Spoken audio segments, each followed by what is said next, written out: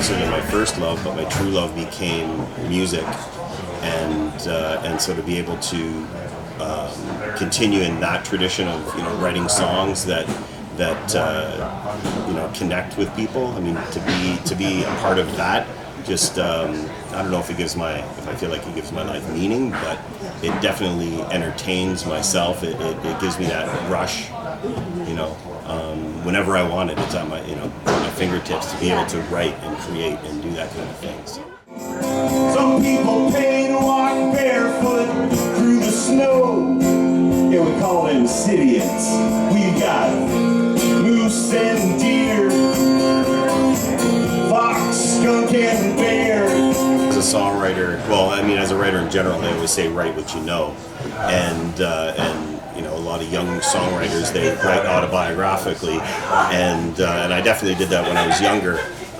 But then, as I matured as a writer, I would start to write in a writerly fashion where I'm writing the stories, that I'm observing, that I'm creating.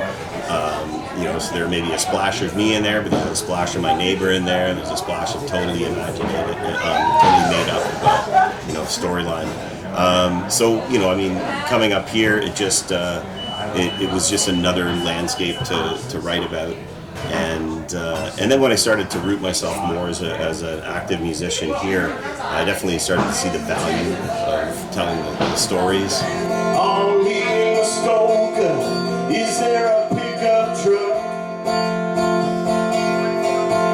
with a bolt on the back and a snowplow on the front? It's one of those things too that you find as a performing artist, that when you're playing in some of the environments that I am, like your pubs, your restaurants, things like that, where you're not on the concert stage, you've got to cut through the din a little bit, and in a lot of cases you end up doing popular music. You got to cut through. People recognize the songs. That's the best way to connect with them.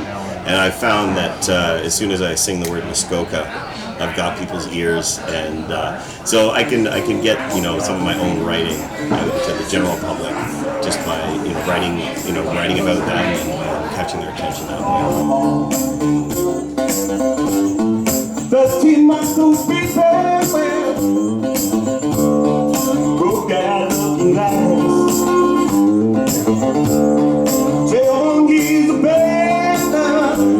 I think there's a different lifestyle that artists are looking for, and I think that they can attain that here. I think younger artists like being in busier centers. To be up here and have that with me, I've got that well to draw from, so I don't need it. And then to be able to have the slower pace to focus and meditate on whatever the art is that I'm doing.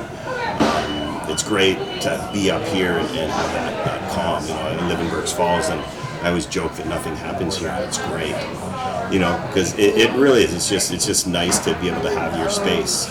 And creating is a very solitary thing anyway.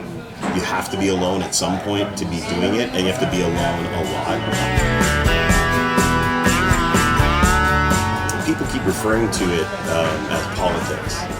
And the interesting thing to me is that, not to be condescending about it, I just find it kind of a funny anecdote that the high school that I went to was bigger than Burk's Falls. So if I was running for council at my high school, I would have had a larger population that I would have been dealing with than I do here in Burk's Falls. So I don't really see it as politics in that sort of aggressive, kind of governance sense. I do, but I fully realize that is what the job is. But there's something more community-oriented in being on council in Burk's Falls. It feels more community than government. I guess we've been here. Well, I've been here 13 years, and